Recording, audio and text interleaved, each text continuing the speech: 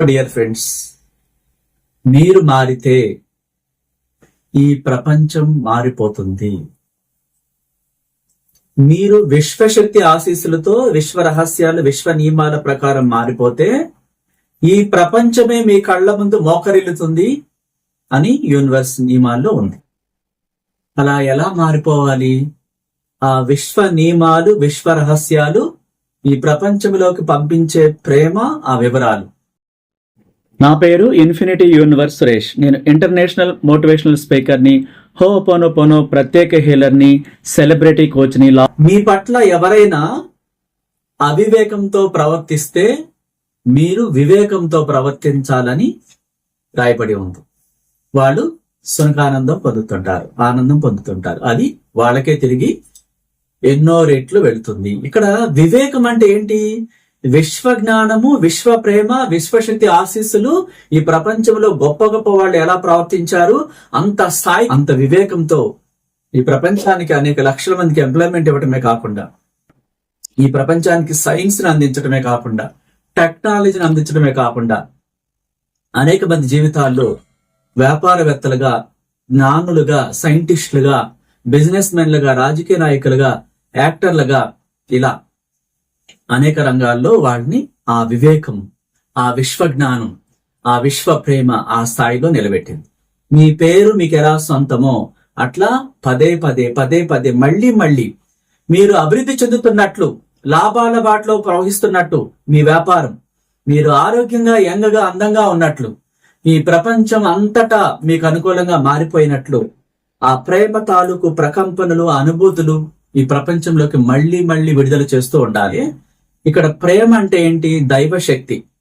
ప్రేమ అంటేనే దేవుడు, ప్రేమ అంటేనే యూనివర్స్, ప్రేమ అంటేనే మనలోని ఆత్మ, ప్రేమ అంటేనే ఏంజల్స్, ప్రేమ అంటేనే తల్లిదండ్రులు. గుర్తుపెట్టుకోండి, మీ బిడ్డలు ఏదన్నా సాధించాలంటే తల్లిదండ్రులు శాపం పెట్టకూడదు, ఎంత కోపం వచ్చినా సరే. చాలా మంది తల్లిదండ్రులు వివేకంతో, జ్ఞానంతో కాకుండా అవివేకంతో ప్రవర్తిస్తుంటారంట. ఇప్పుడు పిల్లలు విసిగిచ్చినప్పుడు, పిల్లలు ఇబ్బంది పెట్టినప్పుడు, బాగా ఇరిటేట్ చేసేస్తున్నప్పుడు, వాళ్ళకి విపరీతమైన కోపం వచ్చినప్పుడు అనరాని మాటలు ఆ పిల్లల్ని ఆ అవివేకంతో, జ్ఞానం లేకపోవడంతో, ఆ సమయంలో కంట్రోల్ లేకపోకుండా ఆ పిల్లల్ని శపిస్తూ ఉంటారు. అంటే ఈ శాపము, ఇవన్నీ కూడా ఆ బిడ్డల మీదకి వెళ్తాయి. కాబట్టి తల్లిదండ్రులు అనేవాళ్ళు దేవుళ్ళు ఆ బిడ్డలకి. సో ఎంత ఓర్పుతో, వివేకంతో మీరు మీ ఆశీస్సులు అందిస్తూ ఉండాలి తప్ప ఆ పిల్లలకి శాపం పెట్టడం గాని, ఆ పిల్లల్ని తిట్టడం, అవమానించటం గాని, శపించటం గాని, ఆ పిల్లల గురించి మీకు బాగా క్లోజ్ గా ఉండే వాళ్ళ దగ్గర అదంతా చెప్పి ఇంట్లో గుట్టు ఈదులో పెట్టినట్టుగా వాళ్ళ పట్ల వ్యతిరేకతని మీరు పెంచుతున్నారు. వాళ్ళ జీవితంలో మీరు ఆశించింది, మీరు వ్యతిరేకించింది, మీరు తిట్టింది, మీరు శాపనాలు దారి పెట్టింది వాళ్ళ జీవితంలోకి రాబోతాయి అని తెలియజేస్తుంది. అందుకని వివేకంతో ప్రవర్తించాలి. ఎందుకంటే పిల్లలకి తల్లిదండ్రులు దైవం. ఆ దైవం అనే వ్యక్తులు మాట్లాడే ప్రతి మాట ఆ పిల్లలకి ఉపయోగకరంగా ఉండాలి అని ఉంది. అంటే మనం ఈ ప్రపంచంలోకి వచ్చింది అనేక మంచి పనులు చేయటానికి, కుటుంబాన్ని కూడా ఉన్నత స్థానంలో తీర్చిదిద్దటానికి. ఆ తల్లిదండ్రులకే ఓపిక లేకపోతే ఆ పిల్లలకి ఆ జ్ఞానం ఎక్కడి నుంచి వస్తుంది? కాబట్టి మీ కుటుంబం అంతా సంపూర్ణ ఆరోగ్యంతో, సంపదలతో, డబ్బుతో, ఏంజల్స్ రక్షణలో, విశ్వశక్తి బ్లెస్సింగ్స్ తో ఉంటున్నట్టు, ఆ విధంగా విశ్వాన్ని రోజుకి 108 సార్లు తల్లిదండ్రులు ఆ బిడ్డల కోసం, ఆ కుటుంబం కోసం, వారు చేస్తున్న ఉద్యోగం కోసం, వాడికి వస్తున్న డబ్బుల కోసం, చుట్టుపక్కల వాతావరణం అంతా ప్రేమగా మారటం కోసం, ఈ ప్రపంచమంతా వారికి అనుకూలంగా మారటం కోసం కృతజ్ఞతల పరంపర కొనసాగిస్తూ ఉండాలి. రోజు ఉదయం నుంచి రాత్రి దాకా వీలు కుదిరినప్పుడల్లా 7 నిమిషాలు మీ కుటుంబం రాబోయే కొత్త సంవత్సరంలో సమృద్ధిగా ఎలా ఉండాలో మీరే ఆ ప్రేమను నింపేసి ఆ కుటుంబం అభివృద్ధి పదంలో దూసుకుపోతున్నట్టుగా, ఆరోగ్యంగా మీరు పార్టీ చేసుకున్నట్టు, ఒక్కొక్క మనకి పండగ వస్తా ఉంటుంది. సంక్రాంతి, న్యూ ఇయర్, క్రిస్మస్, ఇలా 1 by 1 వస్తూనే ఉంటాయి. ఆ పండగలప్పుడు మీ కుటుంబం అంతా కళకళలాడుతూ అంత సంతోషంగా మీరు కొత్త బట్టలతో ఆ కొత్త ఇంట్లో పండగ వాతావరణం లాగా సెలబ్రేషన్ చేసుకుంటున్నట్టుగా నిరంతరం కనీసం రోజుకి 7 నిమిషాలు చూడాలి. దాని ద్వారా ఏమవుతుంది?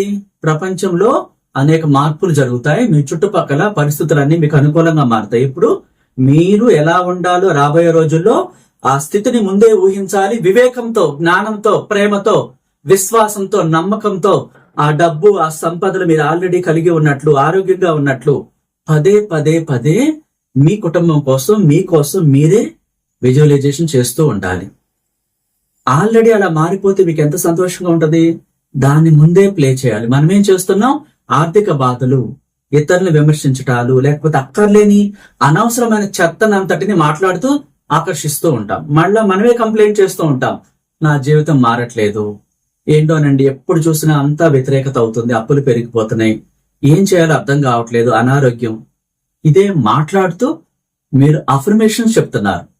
మీ మాటలు అఫర్మేషన్స్ అవుతున్నాయి. మనలోని ఎన్నర్ చేయలో ఆ ప్రింట్ అంతా విశ్వంలో పంపించింది. మళ్ళా ఆ స్థాయి ఆలోచనలతో అక్కడే ఉంచేస్తుంది. ఎప్పటికీ మారదు. మన మైండ్ సెట్ మారకుండా, ప్రపంచంలోకి మన ప్రేమను వదిలిపెట్టకుండా, కుటుంబంలో ప్రేమను చూపించకుండా, అనవసరమైన వ్యర్థపు మాటలు, శాపాలు పెడుతూ, తిడుతూ, వాటిని విశ్వంలో పంపిస్తూ, వాటిని ఆ కుటుంబం డెవలప్ అవనీయకుండా, ఆ బిడ్డలకి మంచి ఉద్యోగాలు రాకుండా, ఆ బిడ్డలు ఆరోగ్యంగా ఉండకుండా, తల్లిదండ్రులే ఒక్కొక్కసారి వివేకం కోల్పోయి, జ్ఞానం కోల్పోయి అజ్ఞానులుగా మాట్లాడతారని రాయబడి ఉంది. ఎప్పుడు? కృతజ్ఞతలు చెప్పకపోవడం ద్వారా. ఆల్రెడీ కలిగి ఉన్న వాటి పట్ల థ్యాంక్ యూ చెప్పకుండా, విశ్వానికి కృతజ్ఞతలు చెప్తూ కుటుంబాన్ని ఆశీర్వదించినందుకు కృతజ్ఞతలు అంటూ, ఎలా కావాలో అలా ఆశీర్వదించినట్టు, ఆల్రెడీ అవన్నీ పొందినట్లు ముందుగానే కృతజ్ఞతలు చెప్పాలి. ఆ కృతజ్ఞతలు చెప్పకపోగా విమర్శలు చేస్తూ, ఎన్నో రకాలమైన అనవసరమైన సంభాషణలు చేస్తూ వ్యతిరేకతను పెంచుకుంటున్నారు చాలా మంది కుటుంబాల్లో అని ఉంది. అట్లా కాకుండా మీరు వివేకంతో ప్రవర్తిస్తూ, మీరు ప్రేమని వ్యక్తం చేస్తూ, అందరి పట్ల ఆప్యాయంగా ఉంటూ, నిజంగా మాట్లాడుతూ, మీరు పండగ అప్పుడు చేసుకున్న విందు భోజనంలో ఇతరులకి కూడా, మీ చుట్టుపక్కల ఉన్న, మీ పక్క ఇంట్లో ఉన్నా సరే కొంచెం షేర్ చేసుకుని అప్పుడు భుజించడం ద్వారా మరింత ఇవ్వబడుతుందని రాయబడింది. అంటే నీకు కలిగిన ఆహారాన్ని ఏదైనా గాని ఇతరులకు షేర్ చేయకుండా, ఎవరికొకరికి ఇవ్వకుండా మనమే తింటే అది వ్యర్థము అని రాయబడింది. అంటే నువ్వు ఉపయోగించుకునే ఆహారాన్ని కొంచెమైనా ఇతరులకు షేర్ చేయాలి. ఆ మధ్యాహ్నం సమయంలో ఆ ఇంటి వరండాలో, ఆరు బయట ఎక్కడొక చోట పక్షులకి కొంచెం పెట్టాలి. దాంతో ఈ ప్రపంచంలోకి నీకు ఇవ్వటానికి అనేక ద్వారాలు, అంతకు మించిన మంచి అమృతాహారం నీకు అందుతుంది అంట. చాలా మంది చూడండి, తల్లిదండ్రులు పిల్లలకి క్యారేజ్ కట్టి స్కూల్కి పంపించేటప్పుడు చాక్లెటో లేకపోతే ఇష్టమైన పిండి వంటలు ఏవో పెట్టి, నువ్వు ఒక్కదానివే తిను, ఎవరికి పెట్టబాకు అని చెప్తారు. మనం వింటూ ఉంటాం జనరల్ గా. ఆ పిల్లలకి పెరిగే కొద్ది ఏమవుతుంది? ఎవరికి పెట్టొద్దన్నారు కదా, వీళ్ళకి కూడా పెట్టకుండా అయిపోతాడు పెద్ద అయిన తర్వాత. తల్లిదండ్రులు కూడా చూడకుండా అయిపోతుంది. మనమే ఆ విధంగా వాళ్ళని తయారు చేసి, ఇప్పుడు చూడండి మాకు వ్యతిరేకంగా ఎలా పెంచాము, ఎలా చేశాము చూడండి అని మళ్ళీ కంప్లైంట్ చేయడం జరుగుతుంది. ఎవరికి ఇవ్వకపోతే ఇంకా అది ఆహారం అరగదు, ఆ భుజించింది వ్యర్థం అని రాయబడింది. అంటే నువ్వు తినే అమృత ఆహారాన్ని కొంచెమైనా ఎవరికైనా షేర్ చేయాలి. పక్షులకి, లేకపోతే ఇంటి పక్క వాళ్ళకి, ఎవరొకరికి. అంటే మనం ఇస్తే వాళ్ళు ఇస్తారనే ఆలోచనతో చేయకూడదు. మనం ఇవ్వాలంతే. వాళ్ళు ఇస్తారా ఇవ్వరా సెకండరీ, అది వదిలిపెట్టేయాలి. ఎవరో మనకి ఇవ్వాలని ఆశించి ఏది ఇవ్వకూడదు. మీరు సంపన్నులు, మీరు సమృద్ధి కలిగిన వాళ్ళు కాబట్టి ఇవ్వగలుగుతున్నారు. మళ్ళా తిరిగి ఆశించటం అలాంటివి చేయకూడదు. చాలా మంది మాట్లాడుతూ ఉంటారు, మేము అన్ని పండగలప్పుడు పెడుతూ ఉంటామండి, అసలు తిరిగి వాళ్ళు ఒక్కటి కూడా పెట్టరు. మీ ఆలోచన, మీరు సంపన్నులు అన్న సంగతి మీరు మర్చిపోతున్నారు. మీరు ధనవంతులు, మీరు కోటీశ్వర్లు కాబట్టి పెడుతున్నారు. మనం చేసిన ఏ సహాయం కూడా, ఏది ఎవరికి గిఫ్ట్ గా ఇచ్చినా, డొనేట్ చేసినా, ఈ ప్రపంచంలో సహాయం చేసిన దాన్ని మళ్ళీ తిరిగి మాట్లాడకూడదు. నువ్వు కుడి చేతితో చేసిన సహాయం నీ ఎడం చేతికి తెలియకూడదని రాయబడి ఉంది. గొప్ప గొప్ప ధనవంతులు చూడండి, 1000 కోట్లు దానం చేస్తారు. ఈ చేతితో దానం చేసింది ఈ కుడి చేతికి తెలియనివ్వరు, అకౌంట్ ద్వారా ట్రాన్స్ఫర్ చేస్తారు గురువులకి. ఆ ప్రపంచంలో నుంచి మరిన్ని సంపదలు వాళ్ళకి, లాభాల బాటలో ఆ బిజినెస్ నడుస్తూ ఉంటుంది. మనం చేసిన సహాయం ఎప్పుడు కూడా ఎక్కడ మాట్లాడకూడదు. మీరు ఎవరికైనా ఆదుకుని ఉండొచ్చు, నేను వాళ్ళని ఆదుకున్నాను అందరికి చెప్తూ ఉంటే దాని విలువను కోల్పోతారు. ఆ సహాయం విలువ ఈ విశ్వంలో రికార్డ్ అయింది. తిరిగి ఆశించటం కాకుండా మనం చెయ్యాలి అంతే. మనం అన్ని రకాల పిండి వంటలు, ఆహార పదార్థాలు, విందు భోజనం పెట్టుకున్నాం, మనమే తింటే ఈ ప్రపంచం నుంచి సహాయం అందదు. పక్క వాళ్ళకి ఎవరో ఒకరికి కనీసం ఆహారాన్ని కొంచెం దానం చేయాలి. తద్వారా ఆహారానికి విలువ పెరుగుతుంది, అది అమృతం అవుతుంది. ఈ వ్యక్తులు ఆరోగ్యంగా ఉంటారు. చిన్న పిల్లలు కూడా ప్రేమతో ఇతరులకు ఇస్తూ ఉంటారు. ఇవ్వనివ్వాలి, అడ్డుకోకూడదు. పిల్లలు తల్లిదండ్రులు పక్కకు లాగి పిలిచి తిడుతూ ఉంటారు, నీకు వాళ్ళు పెడుతున్నారా, నువ్వు ఎందుకు ఇస్తున్నావు అని. పొరపాటుని అలాంటివి నేర్పించకూడదు. ఇవ్వటమే నేర్పించాలి బిడ్డలకి. ఎందుకంటే చిన్న బిడ్డలు విశ్వంతో కనెక్ట్ అవుతారు. చాలా మంది చూడండి, చిన్నప్పుడు ఏ పై నుంచి అక్కడి నుంచి పడిపోతే దెబ్బతో తగలతో కానీ ఏడుస్తారు. విశ్వంతో కనెక్ట్ అయి ఉంటారు కాబట్టి వాళ్ళు త్వరగా అనుకున్నవి జరుగుతాయి. అక్కడ బిడ్డలు తల్లిదండ్రులు ఎలా చూడాలంటే, చిన్నప్పుడు చిన్న బిడ్డలు దైవంతో సమానం. వేరే పిల్లల్ని కూడా విమర్శించటం, అనవసరమైనటువంటి కామెడీ చేయటం, హేళన చేయటం, ఇలాంటి పనులు చేయకూడదు. చిన్న పిల్లలు దైవ స్వరూపులు. ఒక ఇన్సిడెంట్ మీకు చెప్తాను చూడండి. యెరూషలేం దేవాలయంలో జీసస్ క్రైస్ట్ అక్కడ బోధిస్తూ ఇతరులకి ఏదో చెప్తూ ఉంటారు. చిన్నపిల్లలు చాలా మంది డోర్ దగ్గర వెయిట్ చేస్తూ ఉంటారు, రావాలని చూస్తూ ఉంటారు. వేరే ఉన్నటువంటి పెద్ద పెద్ద వాళ్ళంతా వాళ్ళని అడ్డుకొని మీరు ఇక్కడ రాకూడదు, వెళ్ళిపోండి అని తోసేస్తూ ఉంటారు. ఆయనకి అర్థమవుతుంది అనమాట.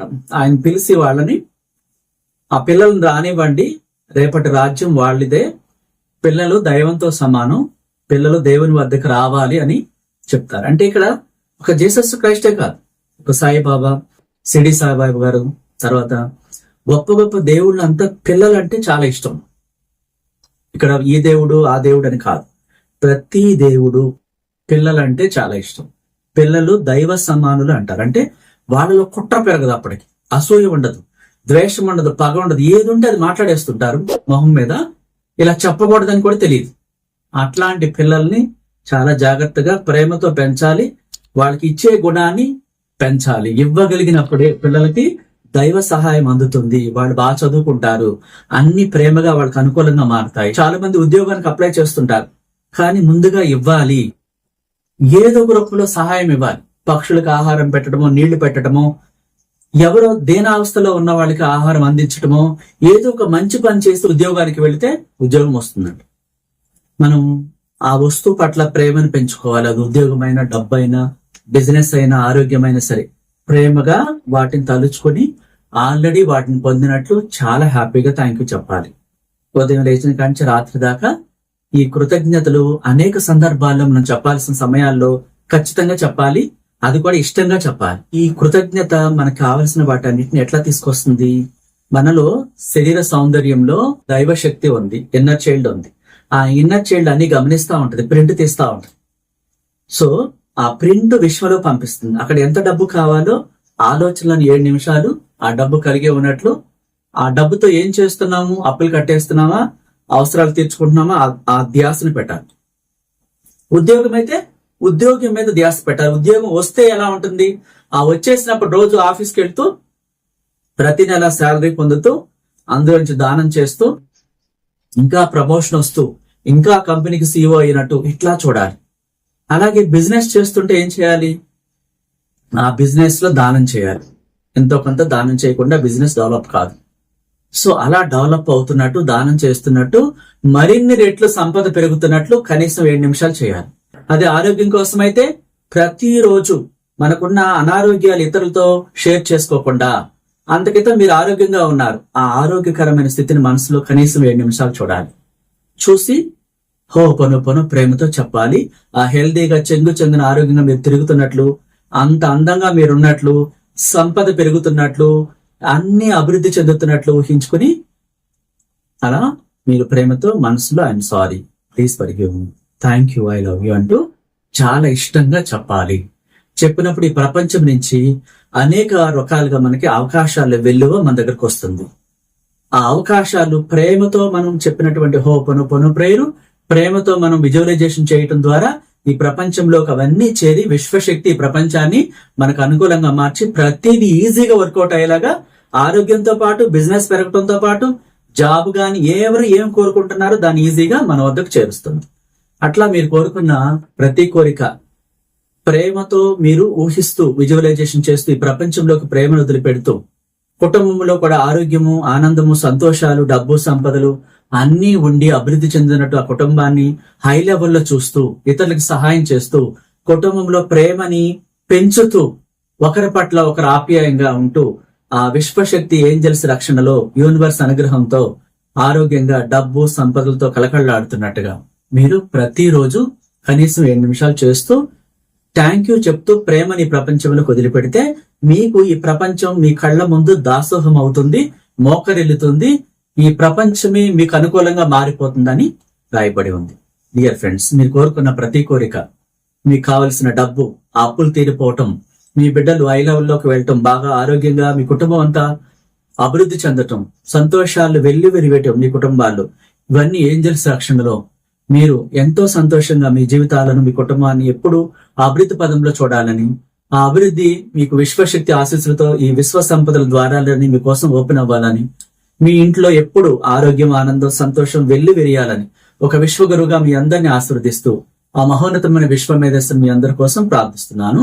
క్లాసెస్ హైదరాబాద్ లో ఈ డిసెంబర్ 28వ తారీఖున స్పెషల్ క్లాస్ కండక్ట్ చేస్తున్నాం. ఇయర్ ఎండింగ్ అత్యంత వైభవంగా మీ జీవితాల్లో వెలుగులు నింపాలని, ఆ సబ్ కాన్షియస్ మనసులో పేరుకుపోయిన ఫ్రేమ్స్ అన్ని రిలీజ్ అయిపోయి వాటి స్థానంలో డబ్బు, సంపదలు, ఆరోగ్యం, యవ్వనం, ఆ బిజినెస్ దూసుకుపోవటం గానీ, మీరు కోరుకున్న జాబ్ గానీ, లైఫ్ పార్ట్నర్ గానీ, కుటుంబంలో ఆనందాలు, ప్రేమ నింపటం గానీ ఇవన్నీ జరగాలని, అవి సబ్ కాన్షియస్ మనసులో ఉన్నవన్నీ రిమూవ్ అయిపోవటానికి స్పెషల్ గా హీలింగ్ ప్రేయర్ చేసి మీ అందరికి ఉన్న సమస్యలకు ఒక్కొక్కరికి సమస్యల పరిష్కారాలు చెప్పి ఇంకా ఈ క్లాస్ డిఫరెంట్ గా ఉంటుంది.